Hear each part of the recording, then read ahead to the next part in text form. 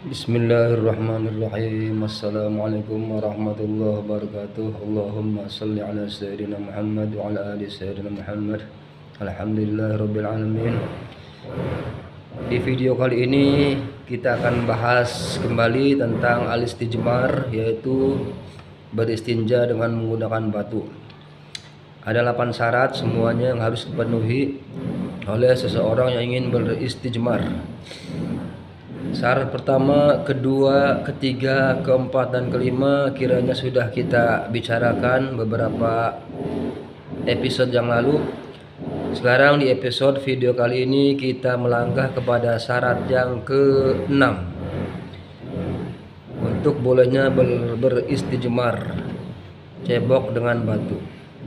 Syarat yang ke-6 dalam kitab Kasyifatus Sajah halaman 17 yang mensyarahi kitab Safinatun Najah, ditulis di sini wala yujawiza safhatahu wa hasyafatahu, yang artinya najis yang keluar itu tidak boleh melewati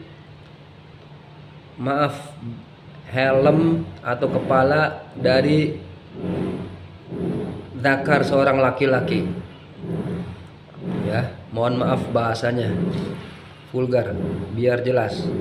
Ini biar bagi seorang laki-laki, misalkan ini kepalanya, ini hanya mempertegas keterangan beberapa episode yang lalu.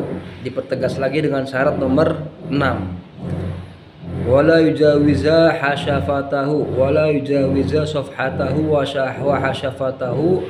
Tidak boleh najisnya itu melebar kemana-mana sampai melewati helm, sampai ke sini-sini nih, tidak boleh. Jadi harus berada dalam kepala zakar itu.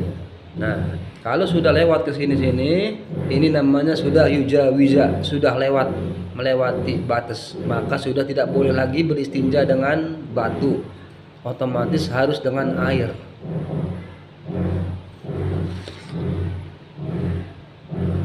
Sama juga safhatahu adalah piringan. Sudah saya jelaskan kemarin, piringan di dubur kita. Itu setiap orang pasti ada piringannya. Lobangnya itu yang berwarna hitam biasanya ini namanya piringan, safhah bahasa kitabnya. Tidak boleh kotorannya keluar sampai sini-sini. Nah, kalau sudah melebar ke sini-sini, maka sudah tidak bisa lagi beristijmar. Tidak boleh lagi beristinja dengan batu, harus dengan air karena sudah melewati safhah, piringan di sini yang biasanya berwarna hitam. Bisa dipahami ya? Kalau belum paham bisa komentar di bawah. Silakan bertanya di kolom komentar. Insya Allah kami jawab semampu kami.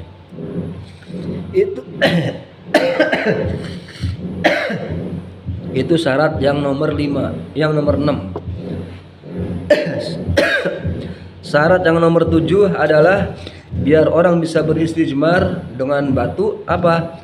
Wala yusibahu ma'un. Ini syarat yang ketujuh juga memperjelas video sebelumnya bahwasanya wala yusibahu ma'un, tidak boleh najis itu dikenai oleh air.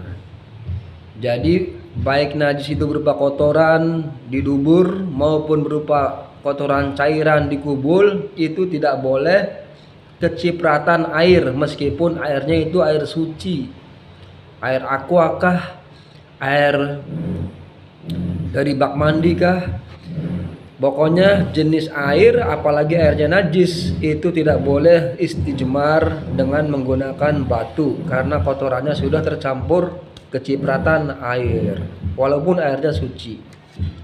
Jadi harus dengan cebok dengan air karena sudah kotorannya tercampur dengan benda lain. Lanjut kita kepada syarat istijmar cebok dengan batu, itu yang ke-8. Syarat yang ke-8 atau yang terakhir adalah wa antakunal ahjaru tahiratan, Ini syarat terakhir bagi orang yang ingin beristijmar dengan batu. Wa antakunal ahjaru, dan harus batunya itu tohiratan, suci.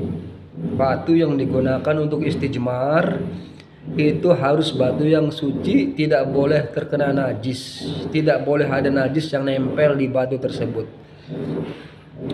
Bila mana ada najis di batu itu, maka batu itu tidak boleh dipakai istijmar. Ini otomatis ya, batunya harus suci. Dan syaratnya tadi harus dengan 3 buah batu. Kalau cuma ada 1 batu boleh. Yang penting yang digunakan 3 sisi yang berbeda. 1 sisi, 2 sisi, 3 sisi. Jadi batunya itu cuma 1, cuma 3 sisinya kita gunakan buat ngelap. Umpama ini batu, nah 1, 2, 3. Jadi 3 sisi batu kita gunakan dari 1 buah batu, nggak masalah. Kalau umpama masih ragu-ragu apakah masih ada najis atau enggak, ditambah lagi yang keempat pakai sisi yang lain, 4. Nah, umpama masih ragu lagi, tambah lagi sisi yang lain lagi, 5. Jadi pindah-pindah sisi sampai yakin itu bersih. Tapi syaratnya tidak boleh kurang dari 3 usapan yang berbeda. 1 batu boleh, tapi 3 sisi itu tidak boleh kurang dari 3, lebih boleh. Sekarang pertanyaan, bagaimana kalau orang umpama ada orang beristijmar atau cebok istinja dengan menggunakan tisu, boleh atau tidak? Maka jawabannya adalah boleh. Karena tisu itu sama dengan batu fungsinya. Artinya bahannya bisa menyerap kotoran, baik kotoran cair maupun kotoran yang berbentuk benda yang keluar dari dubur. Jadi tisu itu bisa menyerap, bahannya bisa menyerap, jadi bisa menggunakan tisu istijmar. Jadi kalau nggak ada batu, kemana-mana bawa tisu aja nggak apa-apa. Nah, seperti di hotel-hotel itu udah cukup. Meskipun di sampingnya banyak air, di kamar mandi banyak air, tapi pengen nyoba-nyobalah pakai tisu katanya, nggak apa-apa. Yang penting tisunya 3 kali tisu. Jadi 3 lembar tisu itu kita gunakan untuk istijmar sebagai pengganti batu. Nah, sekarang cuma 1 tisu, umpama cuma 1 lembar tisu, boleh juga. Yang penting 3 sisinya yang kita gunakan, dilap pakai 1, 2, 3, hanya dengan 1 lembar tisu nggak apa-apa sampai bersih ininya, kotorannya. Mudah-mudahan bisa dipahami. Kalau ada yang kurang paham silahkan tulis di kolom komentar, dan silahkan subscribe video ini dan share serta like. Wassalamualaikum warahmatullahi wabarakatuh.